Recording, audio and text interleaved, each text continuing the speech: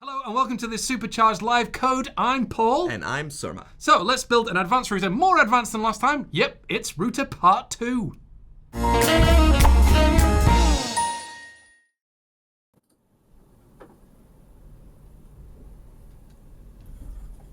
right, well, so we should get going, right? Let's do it. Okay. Well, I think what we'll do is we'll start from where we left off last time. Now, in fact, what I need to do is actually to run a server. I'm going to change the server around this time. Last time, we actually had an app engine running. With Python code, just doing the single-page application serving kind of thing if you need. Yes, and in fact, that's actually a really good point. What we had last time, well, let's take a look at kind of where we left things. What we'll do is we will clear that off. Let's run let's say, router advanced. Because basically what I've done is I've started off, I've taken a copy from last time, because I want to leave the other stuff where it is for anybody who wants to see it. We're going to run when I say I mean Surma's, simple HTTP2 server, are we not? I've recently put out a mini tooling tip on this. If you want to know what the features of this tool are, go there and watch that video. And you can also find it on GitHub. In the Google Chrome org, it's called Simple HTTP2 Server. Just rolls right off the tongue. It's totally easy to say. Zoom in on the console. Oh yeah, yes boss. Sorry. All right, on it. Okay, so you can see it's generated a certificate, written the two files we need, and it's now listening on a HTTPS localhost 5000. So let's do that. Localhost 5000. I need to make sure that's HTTPS. And first of all, it's going to give me an error, is it not? Yes, it is. And that is actually expected. So the thing that simple HTTP2 server does for you is it generates a TLS certificate, because for HTTP2 you always have to have TLS encryption. And I generate a self-signed certificate because it's easier to do, and you can't use something like Let's Encrypt for localhost. So the first time you use simple HTTP server, you will get this error, and you will have to click on Advanced and then proceed to tell the browser that you're actually fine with this unsafe certificate. Let me do that. Advanced and then proceed to localhost. There we are. You see we got our thing from last time. Oh, I don't want to go full screen. Don't do that. Let's try. Let's just move it there. How is it? These things always work when I'm not doing a live stream, Surma. Right. Let's see. Let's bring up the dev tools. And you can see from where we were last time, okay, we had home, about, MISC, and all this kind of stuff. Crucially, though, we have all the content in one page, and we had the Python setup that no matter which URL you hit, you always got the same HTML back, which is kind of a cheat and not something you'd actually do in production. What you're much more likely to do in production is want to have individual pages and then load them in on the fly and do some hot swapping. So that's exactly where we're going to take it today. And in fact, because of the new server, it's not set up to actually do any kind of redirected stuff. So if I refresh this page, I'm going to 404 not found because, well, it actually doesn't exist. So there we go. So, and in fact, what we're going to do is we're going to go back to the root, and we'll go to the settings as well. Let me just show you this, because this is another problem that we had related to our approach from last time. Where is it? We need the content settings. And then we switch off JavaScript.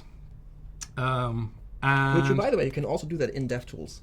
Yeah, but this is more fun for me right now, because I was like, where is that thing hidden? Where is it? I'm going to go and find it. But in fact, speaking of DevTools, let's make that bigger as well, because I forgot my only job. Keep Paul making things bigger. So now if we refresh the page, because the router doesn't actually kick in, no JavaScript, we've got this problem, okay? So the content is actually there. Yeah, it's in the page. But it's just not being shown because we are completely relying on JavaScript. Yeah, all our user sets are hidden by default. Okay, so we've got a bunch of things that I think we can try and fix in the time that we have, and hopefully we'll introduce our customary one bug per episode. It's even on the bullet now. It's becoming a thing. It's not even supposed to be a thing. It's just becoming a thing. I think it's in the script for this week as well. Okay. Right. Good. So let's, for now, I'm going to switch JavaScript back on, because we do kind of need it. It is hard doing web apps without JavaScript. It is, but we can make this work. So what we'll actually do, I think, so let's just check we're back as where we were, with the deep links not working. All right, I'm going to close the things that I don't need. I was having fun with ESLint earlier. It wasn't working for me. Goodness knows why.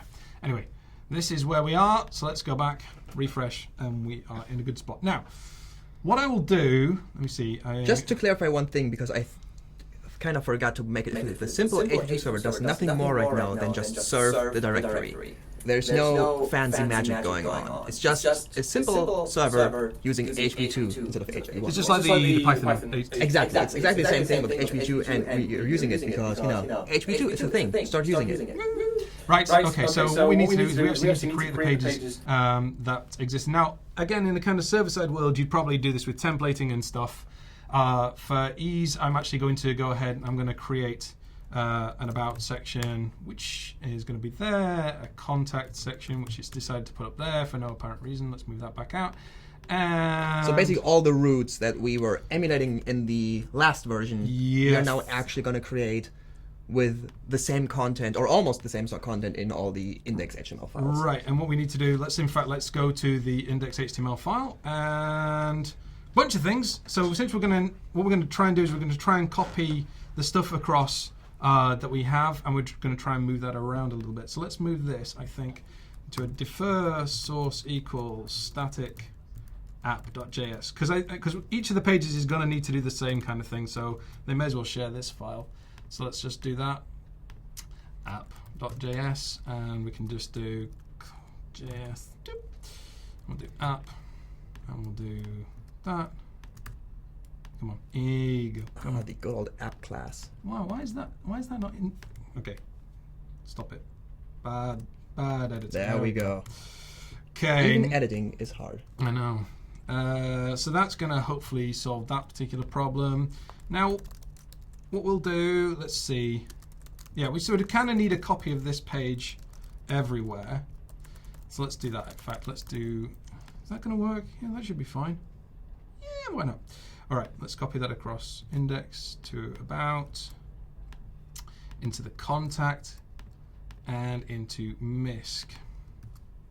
Right, let's see what happens with that. So now we should, in theory, still work. And if we refresh, we're actually got pages to power that section now. So that's good, but it will still work as it was before. So we just basically, instead of doing the server-side stuff, we've just done it for real. We've actually got files generated. So this is something they could actually do on any kind of static host where you don't have any logic on the back end, like GitHub Pages or Google Cloud Storage or Amazon S3. All these kind of things work with this approach because you don't need any server-side logic. Bake out those files. Right. Other thing that we can do actually is inside of, say, our main index, we know that because of where it is, we can actually say that this one is visible by default, which is the class that we added when a section becomes visible. So, which was totally dependent on the URL that you were opening up. So in the about, well, that's also going to be, that's the one that's visible. So we're kind of shortcutting the JavaScript. JavaScript stuff will still kick in, but if it didn't, then I should check that this works. MISC. There we go. Okay, so each one of these sections we've defaulted. And let's say in the app, let's say we don't actually hijack the links anymore. And the router does kick in by itself when it gets attached. You can see it does all this stuff. So if we just do a return here, so now we've kind of switched off the JavaScript just by adding the router is now just like a knob. Doesn't do anything. So the links are back to being actual links. Yeah, you can see now this is actually the progressive enhancement way here, right? This is a bunch of links that take you between pages. So this is actually kind of where we should have been starting. We've been able to kind of retrofit this back in pretty quickly. So that's a good sort of starting point. Now we can actually enhance on top. And the way we can enhance on top is, of course, just bring back our router. We can bring back our, let me see, in app.js, we can bring back the link, like so, and hopefully... And our animations are back. That's good. Now, the problem is we've kind of still got per page, whether you say you MISC or whatever, we've got the same content inside each page, right? I don't think we want to do that. So basically, when you're loading the miscellaneous page, you still load the content for all the other pages, even though they're not on screen. I mean, in this point, it's just a word, right? It's home and about and content. But I mean, in the real app, that's going to be images. It's going to be a lot of content that even more JavaScript potentially. Yeah, and styles and all that kind of stuff. So we've got to be a little bit more tactical about that here. So we don't really want the exact copy of the page each time. Now, this is the point where we can actually make some tactical decisions because we can either take our view from last time and extend it and make a new class called something like remote view, Yeah. Right. Which is what you and I sounds were like a talking really good approach. Yeah, this is what you and I. So kind of after last time and before this time, Surma and I have been talking about this. We could do that, which feels like a good thing, and it feels like you could just basically override the in method. Let me show you the in method in the router, in the view. Sorry, in the view. This here, it feels like you could override this in your inherited class and just say, for the remote view, must do something magical and special. Okay, you could do that. Right, it's cool. But let's say, for example, further down the line, you want to have something specifically for the about section. You don't know whether it's going to be the SC view or the SC remote view ahead of time. In fact, it's probably going to be both, because on the about page, it'll be the SC view, but on every other page, it'll be a remote view because it needs to be loaded in remotely. This means you've got an inheritance problem, which composition would actually help you with, because you could kind of borrow bits and pieces. In this case, I think the alternative is probably better, which would be to add an attribute. I think on second thought, you really want to be able to add special behavior at one point. So, and dual inheritance is not a thing, or like multiple inheritance is not a thing in JavaScript. So, and generally, it is something that is really hard to keep track of in your head. So, it's best to avoid it usually. And I think the attribute makes it very obvious. Anyway, so it's probably the better approach in terms of like lean design. Right. So what I'm going to do is basically what I'm doing is I'm sort of stripping back these other views that don't apply to this page and make them into kind of placeholder, I suppose, views. So we know where they would live on the page. And I will tell you what I'll do. So it's inside each one of these. I'll add a remote. Oh, we don't want that on the home. So for the home is actually kind of included in this page because this is the root page. By the way, this is what people mean kinda when they talk about server-side rendering. That the document that you receive on a first request contains all the data you need to show what the user has been requesting, and everything that they don't need is stripped out and can be loaded on demand. So we're kind of emulating that by maintaining multiple versions of the same index HTML document. And putting the data in there or stripping it out. Yep. So we got and that's going to work here. This is going to be a little bit. I'll tell you what we'll do is we will just go ahead, grab this. And in case you've just joined, welcome. Hi. This is Supercharged Live, and people have requested, and now we're doing it. It's Router Part 2. We are going to enhance the router from the last episode with new capabilities like loading in the data from remote endpoints and not having everything in one document, which was our approach for the last week. If you want to participate, if you want to confuse us or influence the way things are going, go into the chat on YouTube and send us your questions or your remarks. I'll be monitoring it and incorporate it into our actual conversation if it makes sense. Because sometimes it doesn't, and I will not do it. Speaking of which, are there any questions or are there any comments on the chat while I'm doing the fairly boring work of just hard coding in some stuff? Well, we got asked why you switched from Atom to VS Code, and I said, we're mixing it up. In fact, historically I've used Sublime. And to be honest, I have a fairly lightweight set of plugins that I kind of keep per editor. Mainly linting is one of them. And normally just a little bit of syntax highlighting and editor config stuff. Which is something the plugin most editors have that just built in at this point. And to be honest, and the rest is that you want to type keys and you want those letters to appear on the screen, and all these editors are really good at that. Yeah, and I actually quite like one of the things I like about the VS Code is the code completion stuff that it starts to suggest. It's really good at that. Yeah. So it just feels like I forget sometimes when I'm doing XHR and things like that what order the parameters go in. And that was one of the biggest problems with XHR. It's just painful. Am I doing an open right now? Am I doing a send? I don't know. So anyway, right. Let me finish this last one up so that each one of these now. So if you look at the about, basically the about view is going to be inline. Yeah, and everything else is remote, and the same for contact, and the same for MISC, and then the same for the root is going to be home. Let me just remove that. Make the formatting consistent.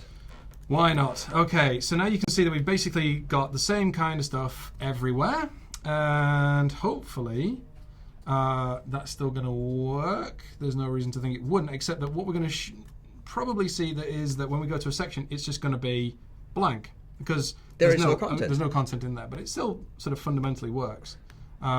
So the visible attribute is still being switched to the correct view, but since there is no content because we just stripped it and haven't implemented loading it in, yes, there is no content. But we're making progress so far. We're doing well. Now, one of the things I think we can assume then is if you've got one of these remote views, we probably need to add some kind of loady spinner behavioral thing. And I have sort of guessed ahead of time that that's what we're going to need, so I've created myself a little spinner graphic there. It is so pretty. It's just, you know what the thing is, I kind of am looking forward to conical gradients. Because yes, finally we could do these things with in CSS, where you just be like, start at transparent white, go all the way around to full white or whatever the color is that you need, and then ta-da, be done. Because right now this is an image, it might look bad on retina screens. I've made it twice as big as I need so that I can. So that means you're loading unnecessary pixel on non-retina devices. All right. I'm just saying. Fine. I'm just saying the CSS approach would be awesome if it was here already. That's all I'm saying. That's all he's saying. Right, let's carry on. Right, so what do we need to do this? We need to do this in remote attribute. Yeah, we do. Right? We've got the remote attribute. You're right. But let's do this here. Yeah, so if we've got a remote view, so we've got SC view, and if it's an SC view that's remote, so we can do that with the attribute. And a very underused feature of CSS, in my opinion. Yeah, I enjoy it. What we'll do is, so I'm going to put on the spinner, and I'll use an after for that, which is going to be fine. Let me just see. So I need to say its width is, so the image is 80 by 80, so it's going to be height 40 by 40. And then we say background URL, background URL, there we go. Images, spinner, dot ping, bing, center. Because transparency, center, we need transparency. Repeat, and then we say background cover contain, so it fits inside that. I mean, you could do 40, let's do that, 40 pixels, 40 pixels. All right, so we do that. Background cover, it doesn't know that, is it background cover? Background size. Oh, yeah. Paul, come on, because it's cover contain. Right, so width, blah, blah, blah, blah, blah, blah. And it's an after, so we need to do content that, and we can do position fixed. One of my dearest wishes for CSS is that we don't need to specify an empty content for pseudo elements. It just feels so unnecessary. Transform. So it's going to be 50-50, which will put it down to the middle, but off to the side. So we'll just do transform with a translate of -50%, which is one of my favorite things because of the fact that it accounts for the actual width of the item being translated. Rather and not than the parent element. Yeah, it's one which of the few when you read this, it looks very confusing if you don't know this very detail. Yes. And we also, I'll tell you what we need some keyframes. Keyframes, spin, and we'll say it's from to, and we're going to do a transform, rotate 0 degrees, 0, no, it's not, you do it like that, don't you? 0 degrees to transform, rotate 360 degrees, like so. So will that invalidate the translate? Yeah, I was just thinking that. Probably will do. So we'll probably need to just put it in there as well, right? Yeah. Let's see what happens. So we can do that. And since we're gonna have this on the whole time anyway, let's do animation name, spin, animation duration 1 second, animation timing function, linear, and then what's the repeat count? Can you remember? Animation iteration count. Thanks, mate. Infinite. One of my favorite CSS attributes because it's so long and unwieldy. Yeah, animation iteration count. At least, as I say, at least modern editors are really good at kind of going, you mean that thing, right? Yeah. And it's not all sort of in your. I used to be a big proponent of not having code completion because I was very proud of knowing everything from the top of my head. No. I've since learned that there's more important skills to have. Oh my goodness. Yeah, so we've got this in the remote. So hopefully we can go to an about, and then we go here. Why are we? Wait, this is saying home. Oh, okay, we've got a bug. Already? Yeah, because the visible attribute needs to go against the active one. Oh yeah, so, that is actually correct. So again, this would be something. See, I'm error prone because I'm doing this by hand. You would use like a templating engine exactly, or a static site generator or something like that. Which would be like the current section should be the one that's visible. So now, all being well, there we go. So immediately we get this kind of spinner in the middle, which is a kind of a good default assumption for the remote views that we're going to load them. So we may as well chuck up a spinner, but we're going to have to be probably, I think, a little bit more tactical in the future because what's going to happen is some network requests might come back instantly, and that's going to make this look really horrible. But if we have a service worker or good caching, we might get it instantly and have like a 1 or 2 frame flash of the spinner, which looks weird. Yeah. So let's work our way through the problems as we get them. Right, our SC view. The in, well, we definitely know we want to fade in. What we want to do is we want to say, let's see. Okay, so let's do the. We want to know if this is a.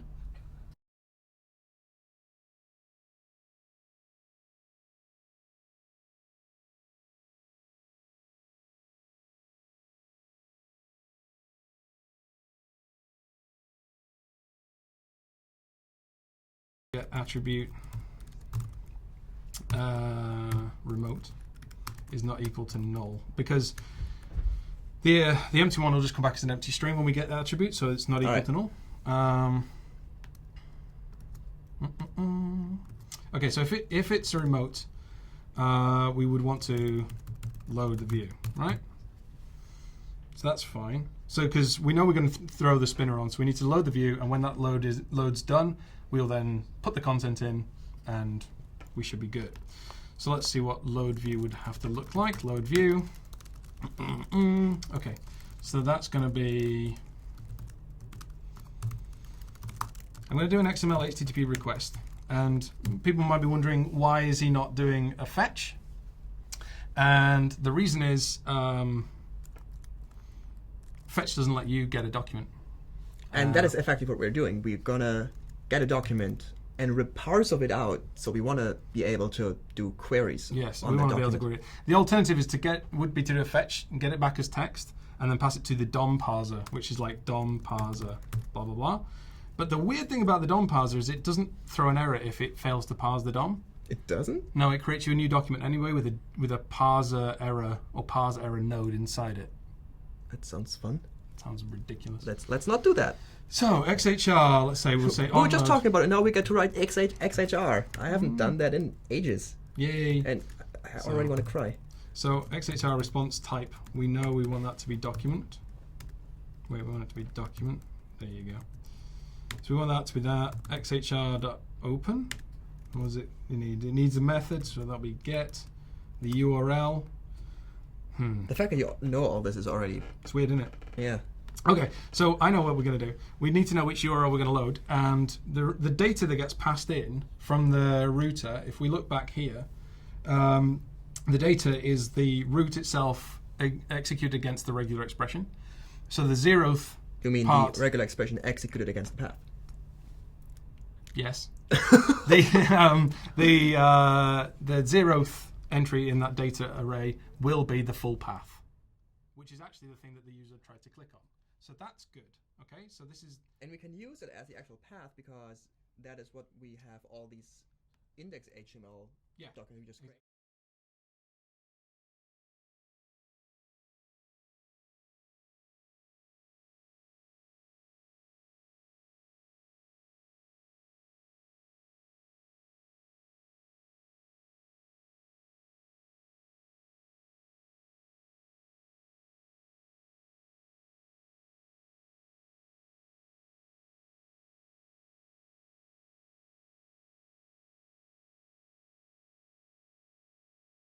New doc, we're looking for query selector, select and we want an SC view which is set to visible, right? Which is what we manually set in the. It all comes together. Yeah, it does. So the new doc is that new doc query selector, the visible one. That is going to be our view. So const new view is that, and then with new view. Child nodes for each child node. What do we want to do? Oh, I tell you what we'll do. we'll say this dot view equals null. And then we'll say this dot view equals new document fragment. I'm going to create a new document fragment for it. And then we'll say doop, append child node. So we've created a new document fragment. We're going to take a copy of the SC views children, put them into the document fragment, and then we can say this dot append child this dot view. Okay. So that will throw that onto there. It will append that into the view. It means we don't carry the copy of the SC view. We're taking its children, copy them in, and append it to the document. Am I missing anything? I'm wondering if this function should return a promise. Why? No. It shouldn't, because we don't want to block the transition on this. I was wondering if there should be a way to subscribe to I'm done loading. I mean, you could. You could, but if you don't need it, then don't. I just was wondering if we're going to need it later on or not. We might do. For now, I'm just going to assume that what we want to do is we just want to load it, and when we load it, we're just going to pop the content straight into the view. Now, I think we do have a bit of we're going to have to do a bit of sleight of hand here, because what's going to happen, let's see if it works first of all. Console. I'm so scared. This is actually better than expected. Yeah, but we still got the spinner, right? Yeah, but I mean, ship it, done. Your simple HTTP server actually has a feature that is extremely useful at this particular point, because coincidentally, I just shipped it yesterday. Weirdly. I wonder why. You can add a delay onto a request. So let's say it's not going to come in instantly because this is loading off localhost, right? So it's like snappy snap. Yeah. Which is not how the real world works. No. So let's say it's a 5-second delay, right? So you load MISC, which loads instantly, but you go to about and it's like, So you've probably noticed we have some technical difficulties. So we're gonna take a break for 5 minutes and try to fix those up.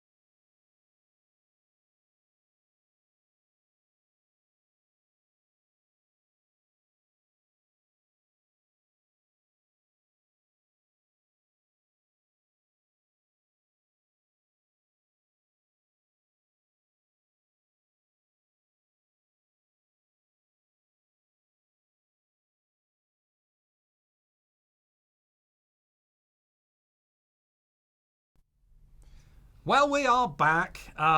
It turns out that we had a bug. There it is. Yeah, one bug per episode. Turns out, though, it's not the code today. It was in fact the camera. For those of you who are interested, I am always interested in what went wrong. Bit of a kind of issue with the camera basically was the internal camera. Overzealous camera. It was basically the microphone on the camera was like, I got this. I'm going to take the sound, even though we've got really good mics here to catch the sound. So it was like there was double sound, and obviously the team here, because there is a brilliant team here who make sure that these live streams go out. They went, yeah, we need to fix that one, so they took us off the air. Which I'd have done. I'd have just left us off the air. But apparently, the show must go on.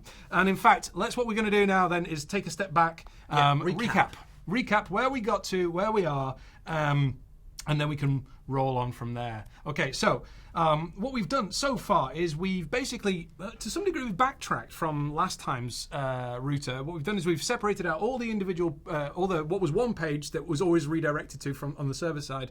We now separated that out into individual pages. So we've got a page for the About section, the Contact section, the MISC, and the Home. And each of these pages only contain the content for that specific section. Exactly. On to which we can now progressively enhance our router. And what the router is going to be doing, or is starting to do now, is it's telling the view to swap in and out as it was before, but the view is taking responsibility for either just showing its content or loading in and showing its content. So this is what we've been sort of focusing on. This is what we're on right now. Basically, we are fetching the document that contains the data for that section, ripping out just the content and putting it into the current view, because we don't want to do an actual new page load. Exactly. Because we want to have our nice transitions and, a single page app. So let me just show you kind of what we're talking about. So say you're on the About section and you go to the Contact section. Basically what we've got at the moment is we swap to that view, but there's no content loaded in, so we just show you this spinner, essentially, which we coded in inside the CSS, which you can see, roughly speaking, over here. We basically said if there's a remote attribute on the view, throw on the spinner, and so on. Now, in our code, inside the view code, what we've got is, basically, this is the in on the view that existed before. The old code. And we're saying, if this is a remote view, we want to load its contents in, which you can see what we're doing is we're making an XHR in for that. And we can just quickly recap the discussion we had. The reason we're not using fetch is because fetch doesn't let you fetch as a document. You can do JSON, you can do text, you can do blob, yes, but you can't say document. The reason is the fetch spec would then have to involve DOM parsing, which would be just massive. So which is also not available in workers, but fetch is. There you go. So and you want to have a document because we want to be able to call query selector, for example. So what we do is, you can see here, we've got the XML HTTP request. We tell it that we want a document back. We get the link that the router got. So basically, we're going to load that over XHR, and then when it comes in, we just basically grab it as the doc. We look inside it for whichever one of the visible views is in that doc. Then we created ourselves a document fragment, and then we take a copy, or we actually reassign essentially the children of the view, the loaded in view, and put that into the fragment, and then we put the fragment into the page, which is all going to work out just dandy. It was working just fine. And in fact, the other thing we've just done is we've added this delay property onto the request, which is something that Surma's simple HTTP2 server supports, basically to delay the response, such that we will now get, for example, going from Contact to About, we see that 1, 2, 3, 4, 5. Any moment now. Any moment now. Any oh, it's broken. Oh dear. Paul, I need to save that. That's why. Let's do that again then. Go from About to Contact. Here we go. 1, 2, 3, 4, 5. There we go. Were long seconds though for some reason. It felt long. Everything feels longer when you're on. Probably. Live but stream. As you can see, this is very similar to how the real world would work, where you are on the tube, very brittle, very flaky connection. Yeah. Requests take a while to get out and back in. Yeah, so it helps us to actually have this delay on, just to kind of see that our spinner's going to show up and do the right thing. And in fact, the contents arrived and it just popped in, which for a real view would not be that nice. No. And in fact, our spinner's still going, so we need to kind of account for that. So what we'll do is we will say, add a class. Yeah, let's do a So we've got the view, we'll append it, and we'll say like this dot hide spinner.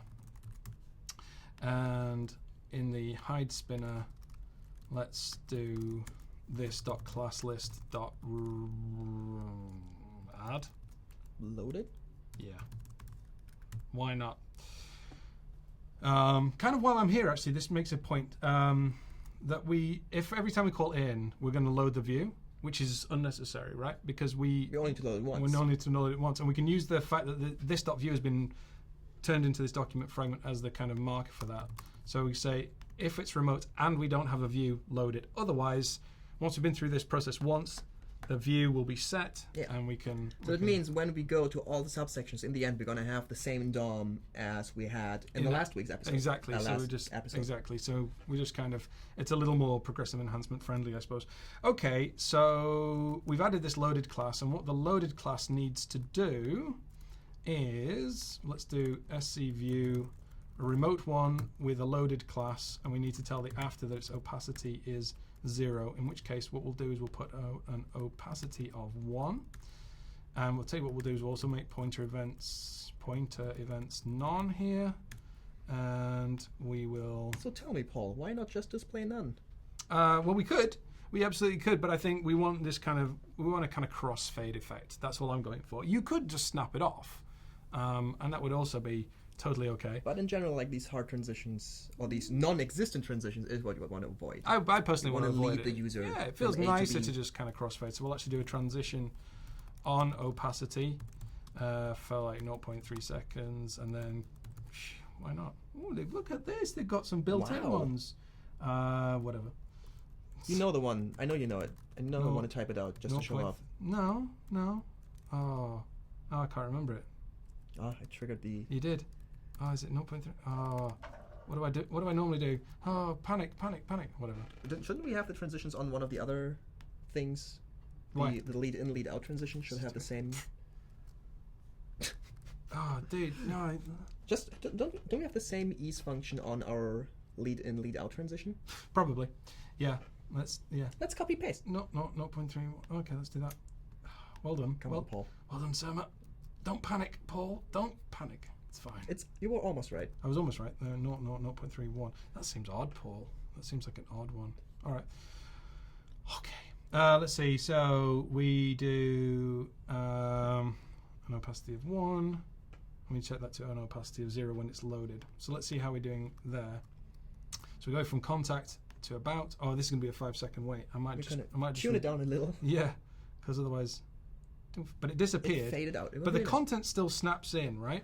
And so I think what we probably want to do is we want to have. So I could make this after full size kind of screen and then kind of rotate that, but that's just a massive layer to do that with. So what I'll do is I'm going to do this. I'm going to have a before like this, and then I'm going to set. Oh, you're going to basically put something over the content. Yeah, basically. Because we can't fade in the content. We could fade in the content, but you'd have to put the content inside another element and then fade that in. It's often because we have the background color. Exactly. It's often easier to put something over the top of that and fade that out than it is to try and get all the content. Which and fade visually that in. is indistinguishable. Yeah, exactly. Often it is, and certainly can be a faster way to get the same effect. So position fixed. Which one am I going to do today? Top 0. Left 0. What's next? Right 0. Bottom 0. Okay, and we'll do background. Let's just make that 1, 2, 3, 1, 2, 3 for now. And let's see what we get. So position fixed. That seems good. So we need to make sure that when it's loaded, the before fades out as well. So we go from there to contact. Oh, we should really drop that delay. I wanted to remind you, I already forgot because I was checking. But I don't see it before, which is not clever. Oh, it's probably because I've not done things like content. See, I told you. You can do this 20 times a day and you still forget about it. Yeah. And also, it will need to be like opacity 1, and it'll need to have a thing with the thing there with the opacity transition. There we go. So let's see. Is that good? Right, I'm going to drop that delay while I remember, because every time I'm like, I should drop that delay, and then I keep forgetting.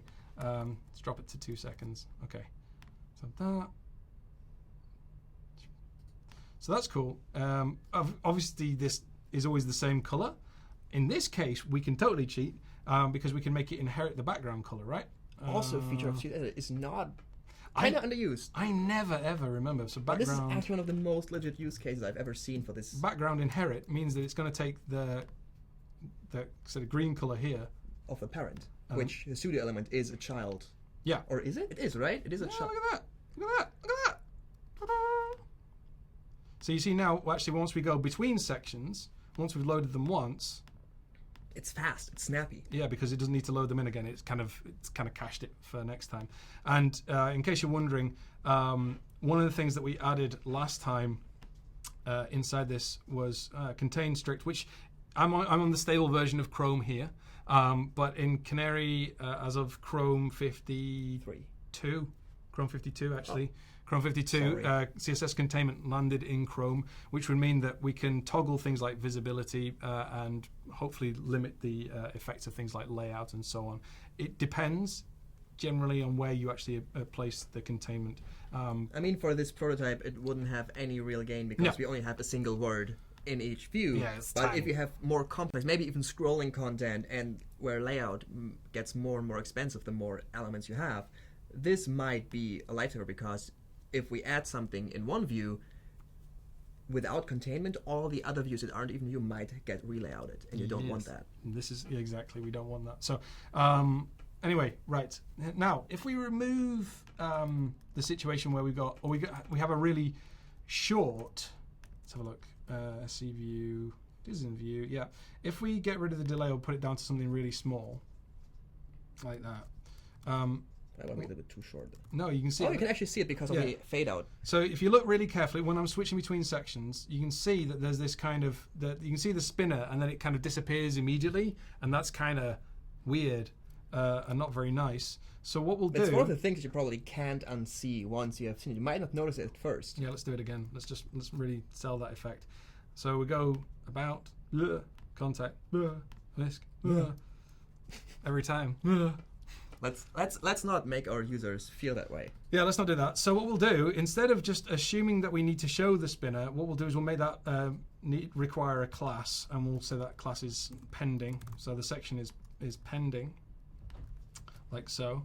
And then what we can do is in here, what we'll do is, if we've gone into the load view, that will be the time to say if this XHR is going to take a long time, let's pop up this this pending class. So what we'll do is we'll say set timeout, and we'll do this dot show spinner, and we'll wait say Half a second. Yeah. I mean, and you guess you'd get a feel for this depending on your app as to how long you want to wait. And the show spinner is gonna add a class of pending.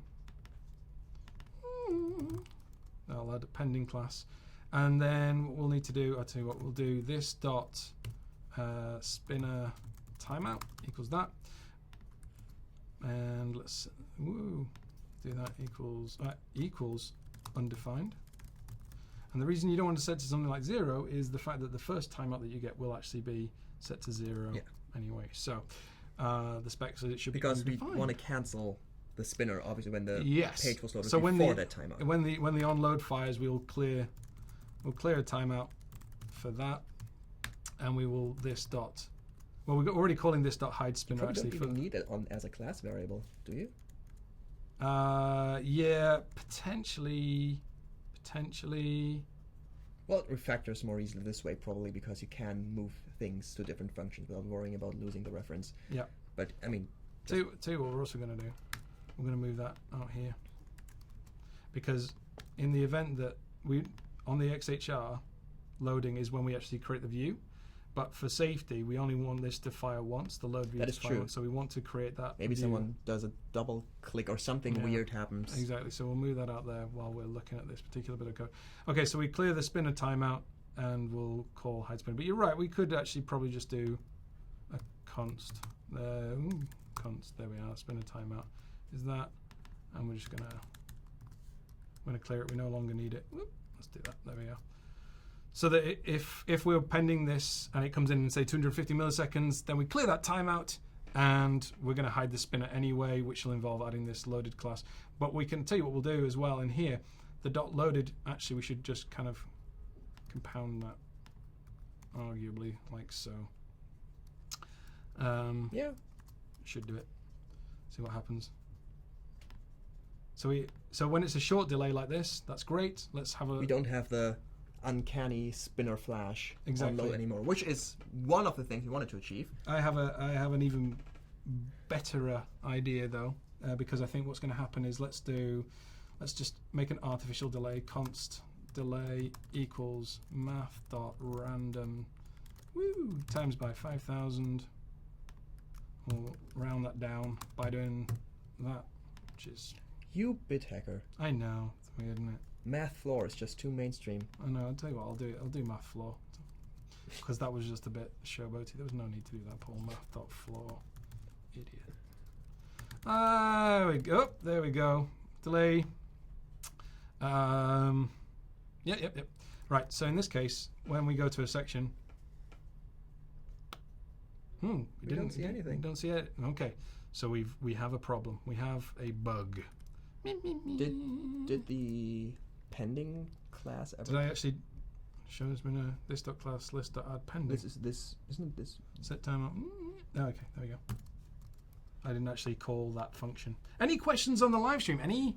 So we got two questions right now. The first question was, what was this bit hacker and what was the single pipe and why did it work? The single pipe is going to be, it's a bitwise operation, and your bitwise ORing with 0, which basically converts it to the nearest integer value. Because bitwise operations only work, JavaScript at least, on integers. Yeah. So it implicitly turns a float into an integer, which basically means cutting off the decimal places. So it works, which in this case for a delay feels like something I might want to do. I want to do milliseconds. I want a rounded value. I don't want to do 342.7 milliseconds. Also, interesting question. He said he wouldn't use set timeout, but rather put a delay on the CSS turn animation for the spinner, which in this case, I agree, that would work. But sometimes you are more complicated than just an animation. Sometimes you're actually doing work in the background, or you maybe want to do some other logic, which actually involves JavaScript, and then you have to do something like it's a timeout to invoke the actual code. Yeah, exactly. There is always a balancing act here. You definitely can do that, and in this particular situation, I think my preference is for the readability of going, okay, we've got a timeout for the spinner, and it follows in the flow of this particular code. If you have to jump across to the CSS to see that, you have to know that that's in the code in order to go, why is that spinner not showing up immediately? Like, for example, the class is there. Why? And so, for me personally, just seeing it here is having basically usually with classes you associate the state, and if that state is delayed because of CS animation, it just feels weird. But I get your point. It would be leaner if you can achieve a goal with this. This probably is just a way that scales better, because at some point we might want to add some logic to when things are being delayed. Yeah. So this is now working. So we go to the contact section, but it pops in. You see how the dink, and that's because the pending class creates the after at that particular point. So we kind of want to do yet another rule. Yeah, yet another rule is if we didn't have enough of those already, with an opacity of 1, like so. And the same will be true for the But the original you want opacity 0, right? Because yeah, you're right. We want the opacity to be 0 here. And then when the pending class shows up, like so, let's do before. We want to set the opacity to 1, and when it's pending loaded, I mean, I imagine because this appears after. Let's find out. Just removing. Yeah, because at the same time, we could remove the pending class actually. Yeah, I was about to say just removing pending should be enough. That should be enough, right? Okay, let's do that then. Back in the view, we'll do that. Remove pending. It's no longer pending. Contact. I kind of feel we broke everything just now. Yeah, we did. Why? What did I think it was just fast enough to load because our delay is random now. Or it's in. No, it's got an error. We've got an error. Class that's not remote. Not going to do that. Remove. There we go. Remote classes. Upcoming feature. Yeah. I tell you what I want to do, just with that delay, I actually want to say at least 1 second. Oh yeah, that's good. And then contact. See how it faded in? It's a little bit nicer. And then eventually nice. the content's going to show. Actually, it's so beautiful. There you go. And then well, up to 6 seconds now, right? Up to 6 seconds, which in hindsight was a bit of a mistake. There we are. But there you go. Right. This is now working as intended. Essentially, if we have any questions, great. If not, then we can high five and call this one done, which would be weird. And we didn't have a really code. Well, we didn't have a big bug. It was time to switch it up, wasn't it? The camera did have a big bug. Yeah. For once, we can't be blamed. Yeah, no, it's good, isn't it? Okay. If there are no other questions, no, I think we're good. In which case, let me say thank you to everybody who's joined us on the live stream asking the questions. Thank you for watching this. Don't forget that you can subscribe to the YouTube channel. It's youtube.com/Chrome Developers. And we'll do a TLDW for this as well. So anybody who's not been able to spend this time with us today will be able to watch that. And that's awesome. And we will catch you next time. See you.